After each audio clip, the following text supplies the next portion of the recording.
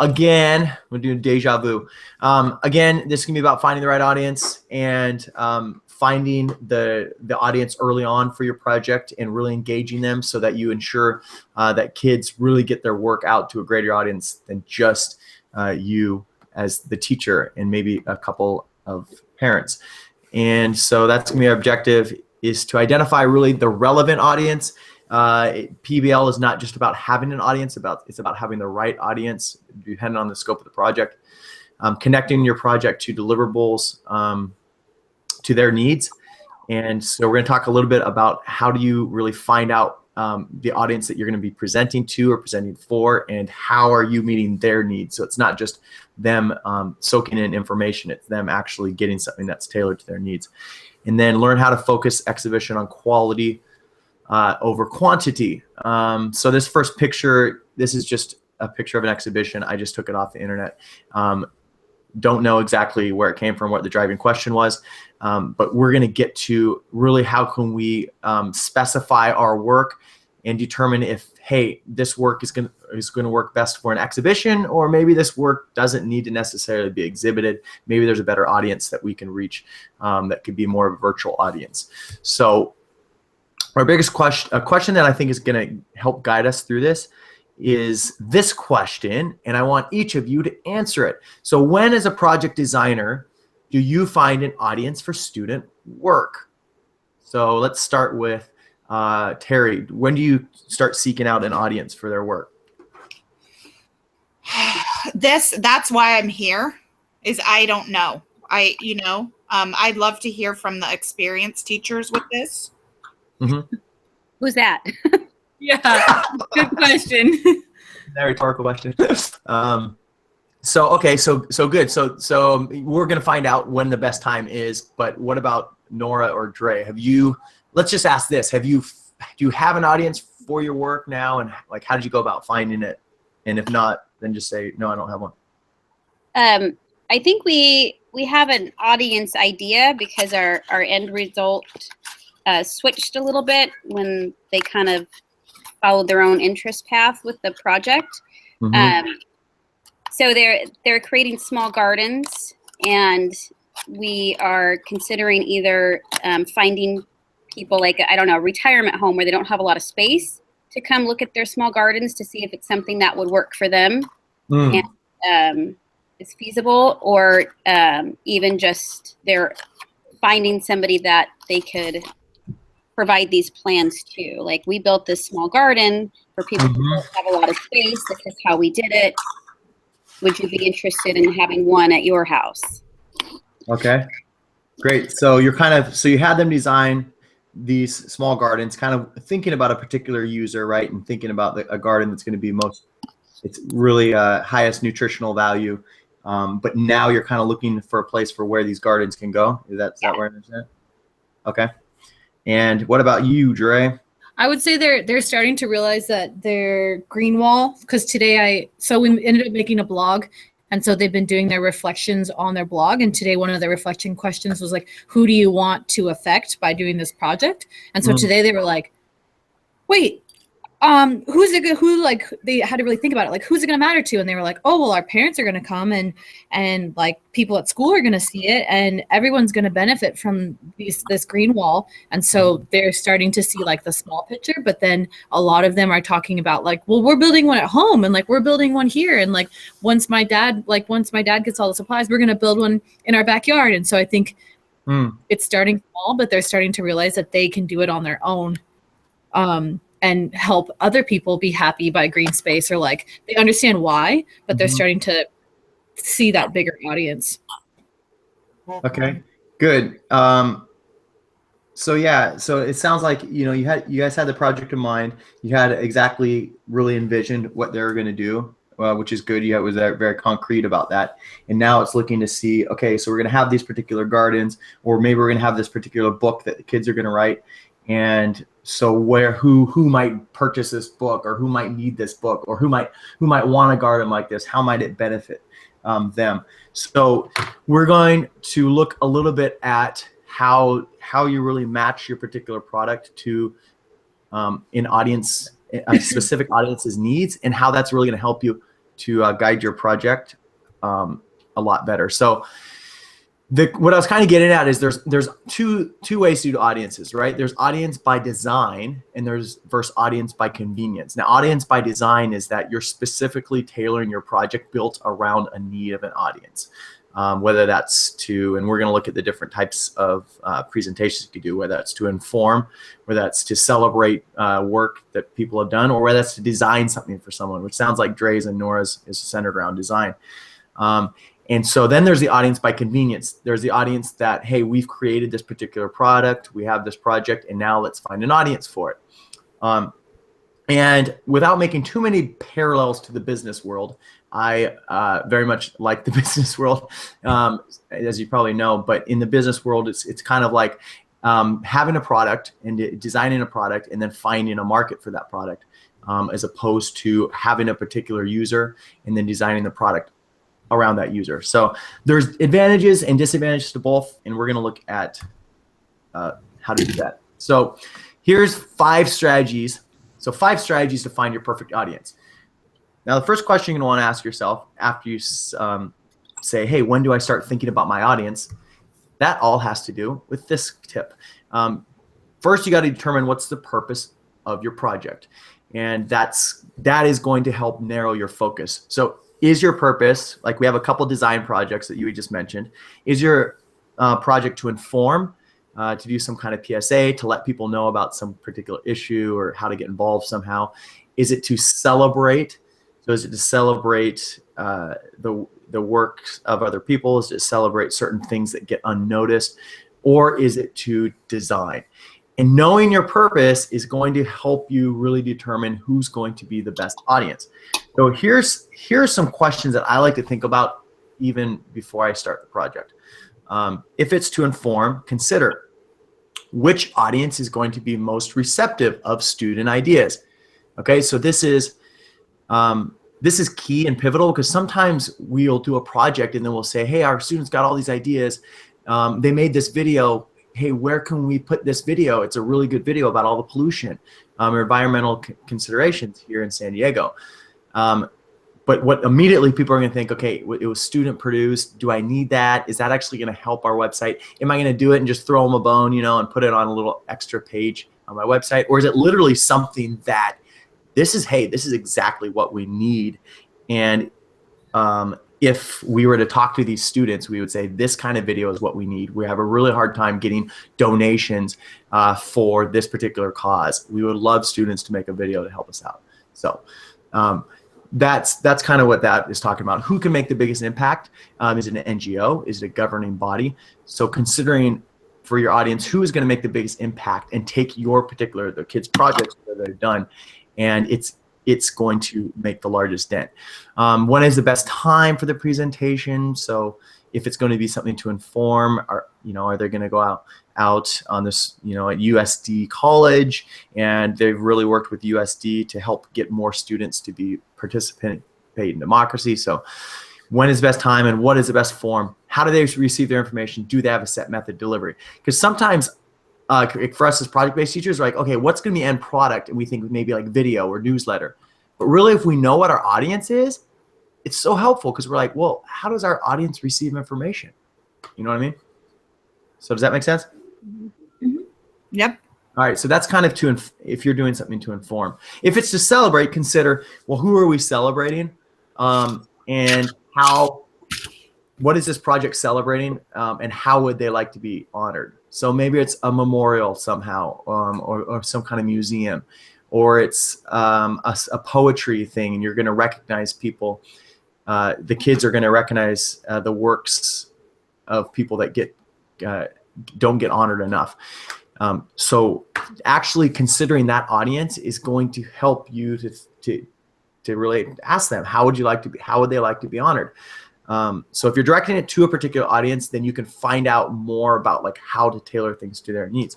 Who should be invited? Who needs to see them honored? So that's if it's a celebration.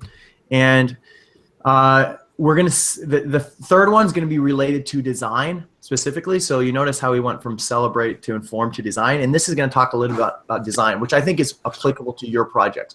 So The idea being that you really want to narrow your focus, because if you try to be everything to everybody, you'll be nothing to nobody. And I think, Dre, you've done a good job on that so far, and I think Nora as well, you've made it very concrete. Like, hey, we are going to do a wall that's going to happen here, or we're going to do gardens that are going to be planted here. And now it sounds like you guys are just trying to find your audience. Like, okay, who's going to be the audience? Like, where are these gardens? Where might these gardens go? Or where might this wall be built? So to narrow your focus, this is something that helps me a lot. How do I narrow my focus? Well, focus on one single end user. Now, if you're dividing the students in different project groups, this is kind of for them to think as well, that they are thinking about one single end user. Who's going to be the end user of their particular garden or their nutritional diet program? Because if they focus on that user, chances are that they're going to get a lot more deep learning around that and concrete work, and it's going to be more beneficial as opposed to do like a big kind of product. And this is actually something they use in the business world, and I think this is very relevant in the student world, especially for design projects. And it's called, I don't know if you've heard of this, but it's kind of called your like end user avatar. And so let's say you have a project, and like we talked about your projects, designing a particular nutrition guide, right? Let's say you're designing a nutrition guide. Nora, for those projects where they're designing, is it like a nutrition guide, or is it a garden to grow types of food that are more healthy? Yeah, it's a garden to grow their own food. Okay, and it's directed towards their own food for them and their diet, or was it a particular like student that they're planning it for? No, their own food. It's like the overall promoting I guess the question they focused on was what causes people not to eat locally or grow their own food.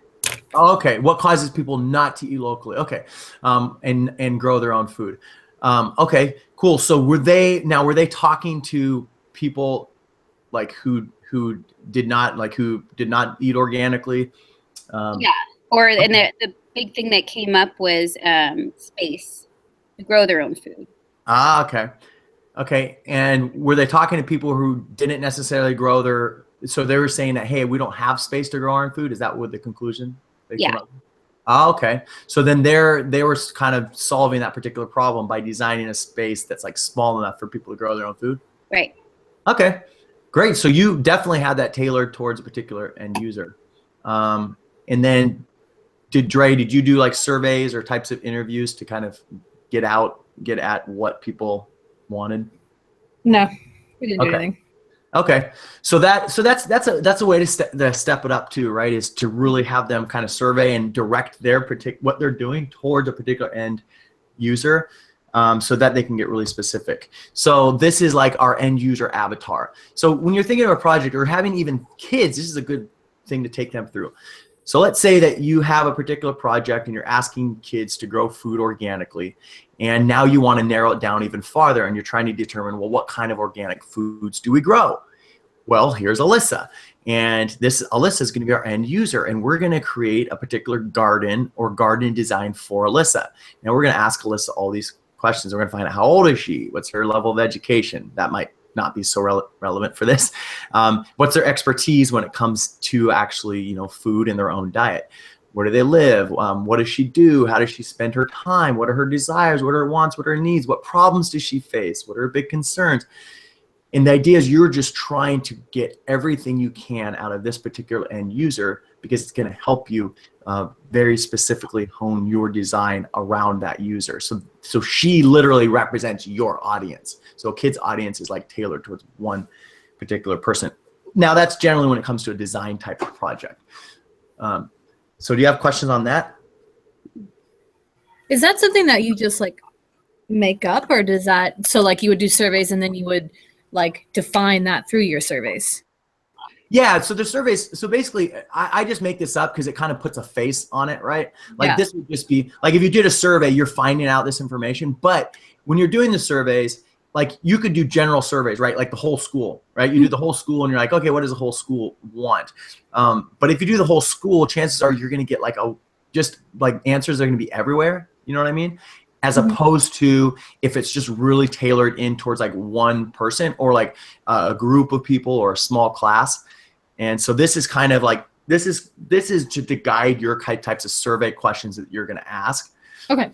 You know what I mean? So if they put a face on it, so it's kind of like storyboarding, right? You're doing clips for a video and you're like, the kids are like, well, I don't have to draw this out. And you're like, no, like you've got to visualize this. You got to visualize the process because that's going to help you envision what your video is going to look like. This is the same thing. Like you really want to get into the head of whoever you're designing for, because then you're really serving their needs. Does that make sense? Yes. All right, so that's a particular strategy you can use. So I'm going to give you an example. Okay, now this might seem like far out to you guys, but I'll give the first example might be like, what, we could do that, and the second one would be something maybe a little more concrete. So let's look at this, for example, right? Let's say it's robotics. This is your topic is robotics, and you are tasking students around robotics, but you're trying to figure out, okay, what are students going to do? Like, what are they going to design? And you might say, okay, we want them to design some kind of prosthetic arm to help out people who don't have an arm. And this, Frank, right now it costs, I don't know if you know this, it costs $10,000 that's at the bare minimum for a prosthetic arm. They've been priced like 40, 50,000. Isn't that crazy? That's a lot of money, right? Yeah.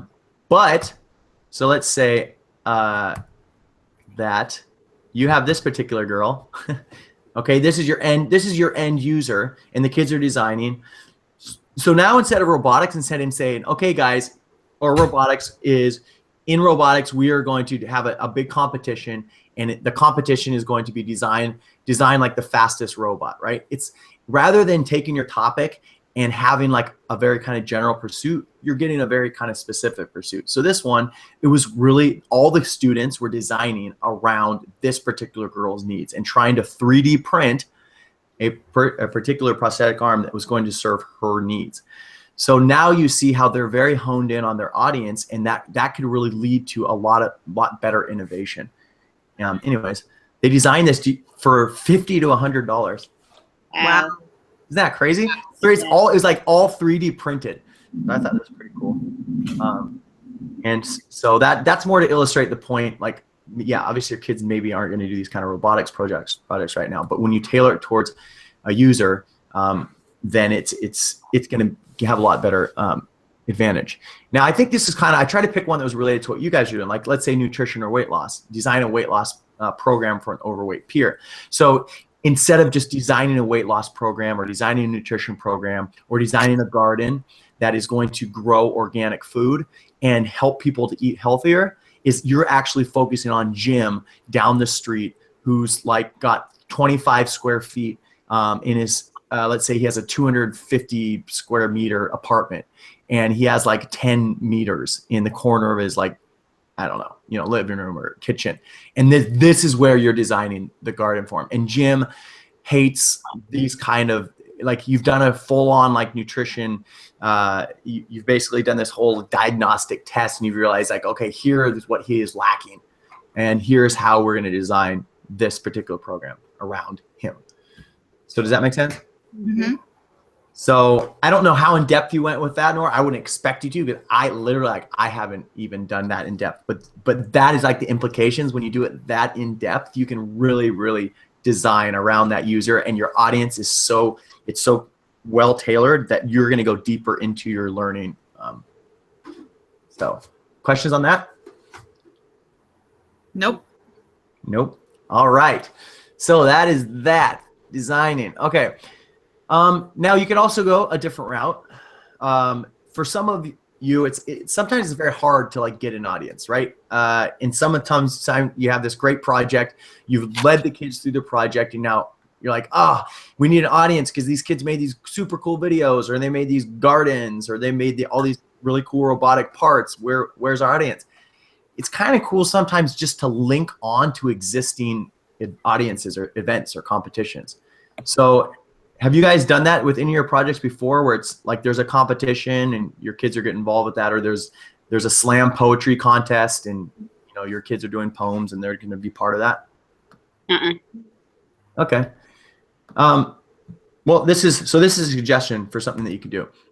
So, for example, this is one that kids did. This was a Future City contest, and this was over in China. So this is one of the programs, and it has like literally all the manuals, all the existing documents, everything from like step A through step Z on how to design this future city.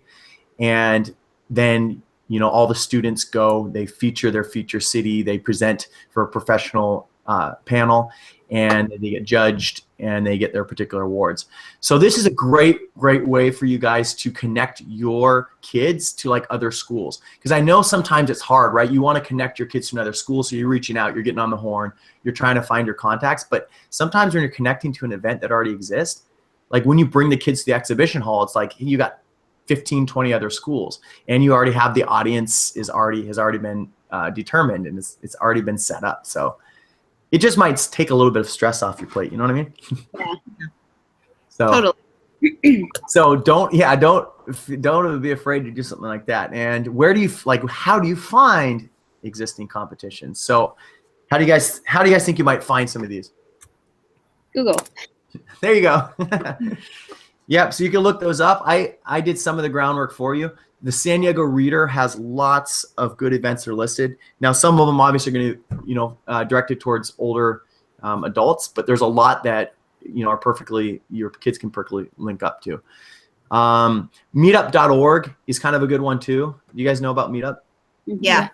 So yeah, I didn't put that one here, but Meetup's good because you can literally go to meetup.org and type in, like, let's say you just type in nutritionist or organics, or organic farming. I bet you dollars to not that you're going to actually find groups that meet around that. And then BizTown is like this whole setup, and it gets kids exposed to business and entrepreneurship, and it's this whole little simulation that lasts for like a day that a lot of schools take part in. But like, let's click the San Diego Readers. Let's do an example. Event search, right? And then you basically you have all your events listed in the Reader. UCSD Puzzling Art Tour, Oceanside Farmers Market Fair. Like, hey, that's pretty cool, right? You're like, Yeah. okay, Oceanside, that's happening at 9 a.m. All right, what do they do? Farmers Market. Okay. Farmers Market's happening. Let's see. Oceanside's Farm is ongoing. Pier View Way at Coast Highway. So you're like, all right. So you maybe find some local farmers markets that exist, but it's just, and you can even put that in the kids' hands. Say, okay, guys, go onto the internet. You're going to go to the Reader. Try to find an event that might be related to your particular topics. So that's one way in which you can find the audience. Attend networking events. So I'm going to click on this, and this is all linked. It's embedded within the keynote. But there's a lot of these networking events, and the one I wanted to click on here was this one, Logistics and Meeting. Are you interested in taking a free 7-week course on human-centered design by IDEO.org and Acumen? It's a self-organizing course on HCD and will require 4 to 5 hours of work. So this is really good, and this is directed a lot about like human-centered design, and as teachers, how you create human-centered design experiences for your classes. So when I put the networking events, I put the networking events specifically for you guys as teachers to attend. I know like we're all super busy, and like the last thing we have is like another hour, an hour and a half on a Tuesday or Wednesday night. But some of these things, you go once every 2 weeks or once every 3 weeks, and chances are you're going to meet like a lot of people that are in maybe more in the professional field who can connect you to the right people. So that's this list on Eventbrite, like all the different networking events that you might attend. So that's kind of cool. Do you guys ever do networking events? Mm-mm. Yeah. Not really. Not really. All right. So networking events, that's kind of a good one to do. All right. And here is little Keith's kid. What's his name? Little Devin on his computer. So have your kids build their own audiences. So I think you mentioned they're going to Home Depot. Was that you, Dre, who said that your kids are, or is that Nora? That's great. Right? So they reach out to Home Depot. So how'd you set that up? Did you just say, hey, find a way to raise some funds for this, or call Home Depot? How'd that work? We I actually like got it from Devin because she said that they called their own like places that they wanted to go visit, and so she was like, have them do it. So the girls, like basically everyone's coming up with like places that they think are gonna support them or have the supplies that they need, and we've made a script and then we went over it a couple times and we practiced it and then they called today. So That's Nice. awesome. So you led them in creating the script. Mhm. So that's great. And so then when they got on the horn, they had their script in front of them and they just said, "Hi, I'm a student from Innovations Academy." yes. Yeah. Wow, that's great. And they came like running back to me. They're like, Dre, they're gonna do it to us. And they were like so excited. It was funny. That is. Yeah, that's totally exciting. So yeah, because I was going to talk a little bit about that script, and so that's great that you've already done that. Yeah, I'd suggest too, and I think you guys probably all know common sense wise how important it is to create that script, whether it's having your kids call or whether it's having your kids email, just because obviously these guys are getting requests right and left a lot of these places. And you can really use the leverage of like a cute little 11-year-old, 12-year-old kid who's calling up. They probably have a better chance sometimes than we do. So that's what I want to mention to you as well, is like as much as you can get your students out there pitching to their potential audiences on whatever their particular idea is, the chances are they're going to get a better reception than we might get, because people are going to look naturally skeptical towards us. Like, what do you want? What do I have to give you? But like to kids, they're going to think, oh, I can help them out. So here's another example. Now you can take it or leave it. Oh, shoot, I already posted that. So this kid is one of our students at Futures Academy, and he's like super, super into physics. So he created his own YouTube channel. Now this is not necessarily related to a particular project, but it's his like passion project. And having a YouTube channel has allowed him to find his audience, because obviously when he puts the YouTube channel out there, he can tag what kind of tags he wants to direct people to. So it could be like physics or physics made easy. And then people are finding him. So this is one of his videos here that he put together. When the flash forms, light comes out of his body. Today, we are going to find out why.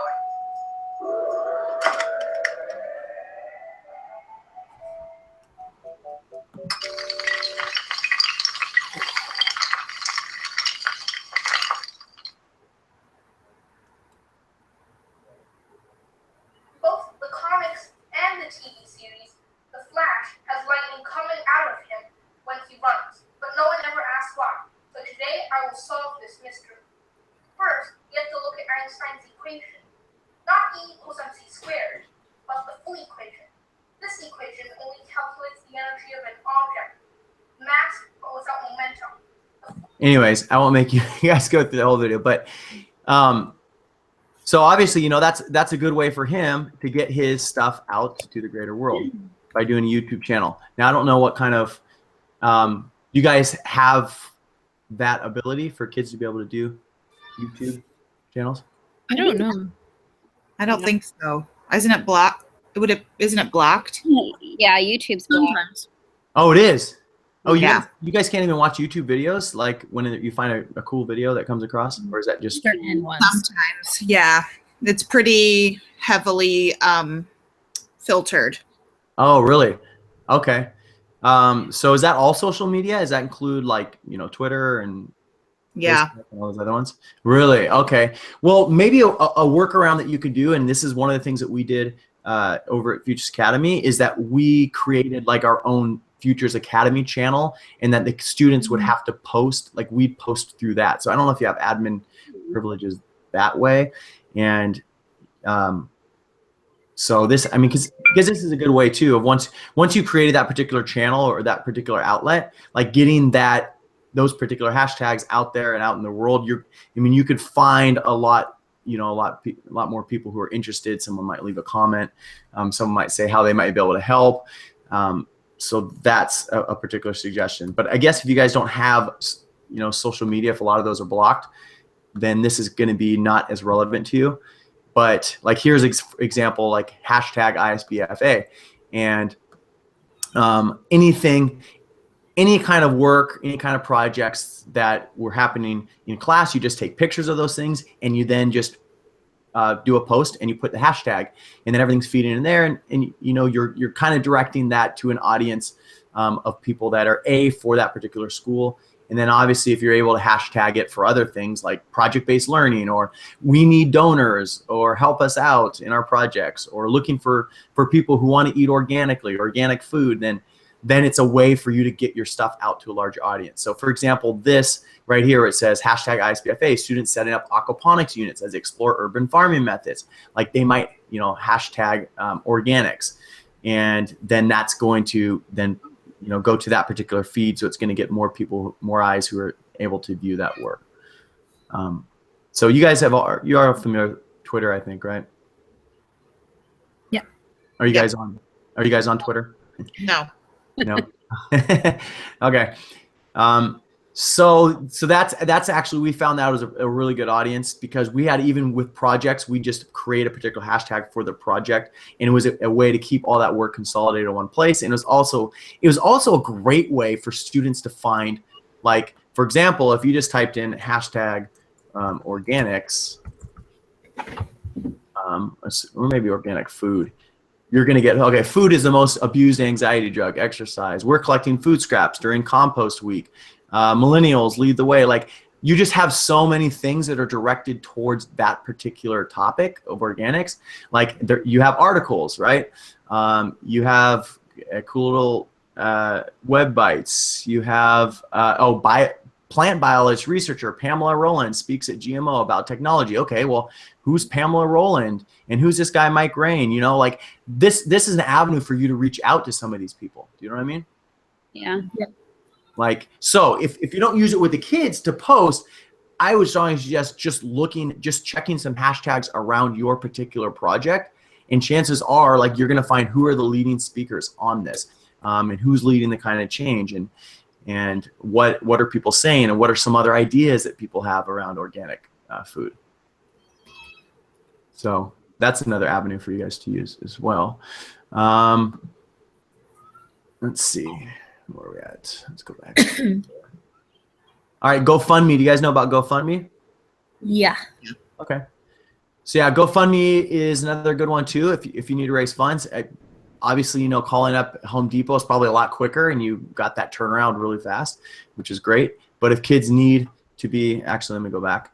I don't know why that clicked. If kids need funding, like a larger amount of funding, and they want to get their idea out to a particular audience, here's an example of a student who's trying to start up his own particular company, and he was trying to create very miniature ice computers.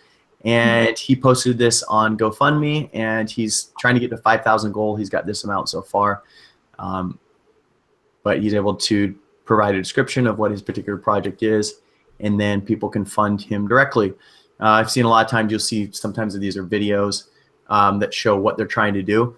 And so if kids are trying to go full scale with some of these ideas, and they need a lot of, you know, funding for it, or like even for, I think some people were doing some pitches, right? Like, Nora, was it you're going to do the pitches, or is that someone else? It's Devin. And Devin. Right? Yeah. So this is an example of a way in which instead of doing the pitches all physically, you can do this kind of virtually, where you can reach an audience that way. So the only thing I'm trying to stress to you is just to look at various avenues for your audiences, and don't necessarily limit the audiences to thinking, hey, this has got to be a big exhibition and people have to come and see these kids work. The audience is really trying to just find what's the most authentic audience for what your particular project is. So I just made this one up, like hashtag IA nutrition. I just made that up. So you might have a hashtag, and if you're able to post work there as well, you might be able to take, I don't know, what is your school's social media policy? Do you even know that? No. Let me get on Twitter right now. Yeah, you can get on Facebook too. Twitter, Okay. but Instagram didn't load. Okay. So you know what? I'm going to put that down right here in my notes just to ask Christine about, because we found that once they laxed the social policy, at least the school social policy, the kids got just so much more engaged in the project, and they were posting so much of what they're doing, because you know how it is, right? Kids want to get what they're doing out to the world. Right. And the teachers, we were leading them through creating their little hashtags, talking to them about digital citizenship. So I'm gonna email Christine and ask her about this. ask about social media policy. So Kyle, just to let you know, we're working on having no phones like at school. So that might be something she might mention, but the kids do really well, and they still have their Chromebooks, but that's just like having the access to their phone. So yeah, just FYI. Yeah, totally. And of course, it's like this, it's this ongoing like duality. It's like, do we allow the phones? Because sometimes, obviously the kids have so many places they can go on the phone to get distracted. And then, or do we take them away? Because, you take them away, you're like, okay, we can control a little bit of this environment, but then you might, it might kill a little bit of the engagement. So I'll ask her about that particular policy. And then worst case scenario might be, I'll just ask her if that policy is going to go into effect, just to say, hey, what if what if you guys are setting this up? And it's pretty easy. You could set up just, the little, a little profile for your class or a profile for Innovations Academy. And then all the teachers are posting into there and they're just hashtagging Innovations Academy. So you guys have all this great documentation of the work that you're doing. And now you can reach these other audiences. You know what I mean? So it really is quite powerful once you get it going. So I'll ask her about that. Okay, going on to the next one. Guest blog post is a good opportunity as well. So as your kids are learning about their particular topics, and maybe that's not the end all be all, maybe at the end it's not like, okay, we're going to do a blog post at the end, but maybe this is another great way of getting their information out there to the world, whatever they're doing.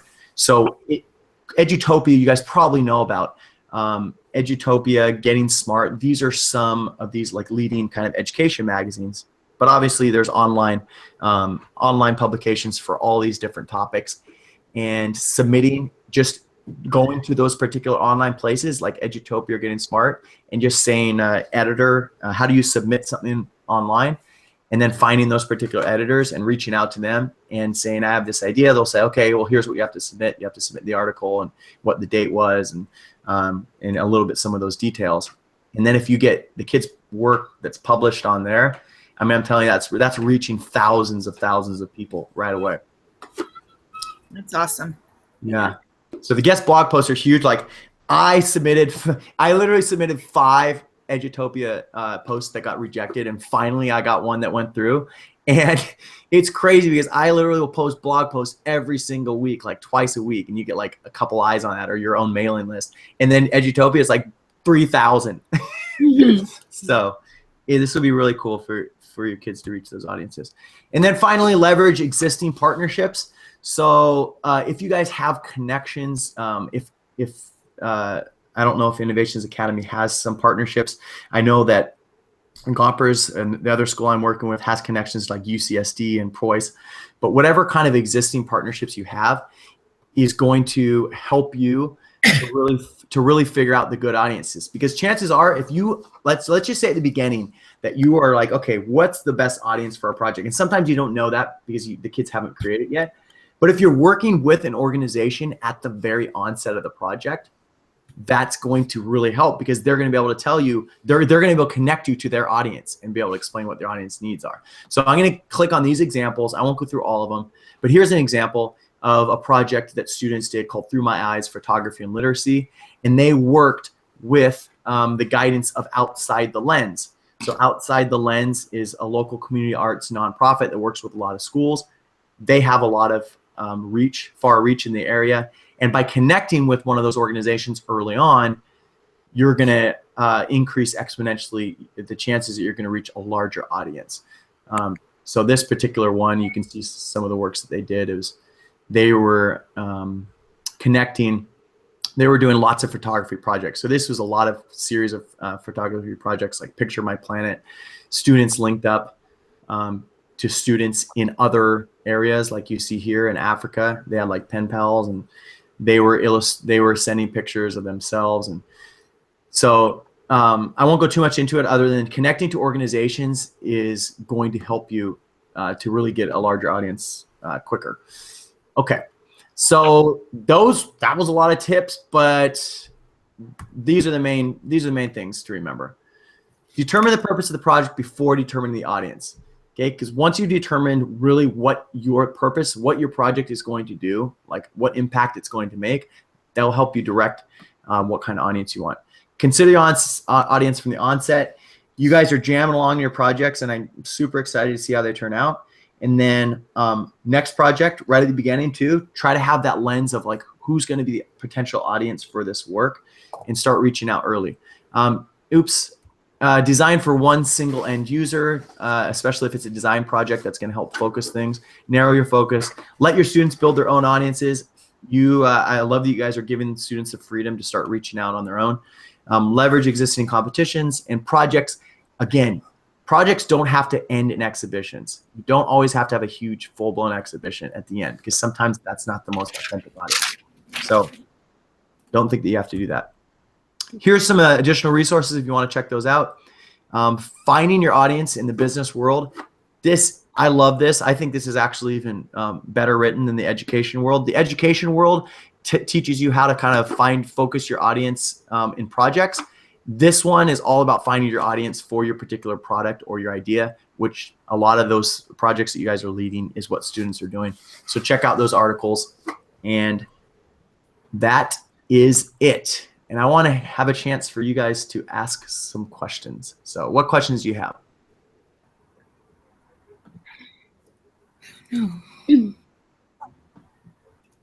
I have a question about the GoFundMe one. I know that's a bigger type thing, but what happens when, if it isn't funded, where do they go with their project from there? Good question. So that's going to happen. Now, are you talking about when their particular project, because they prototype something now, like let's say they need to make a lot of them, so they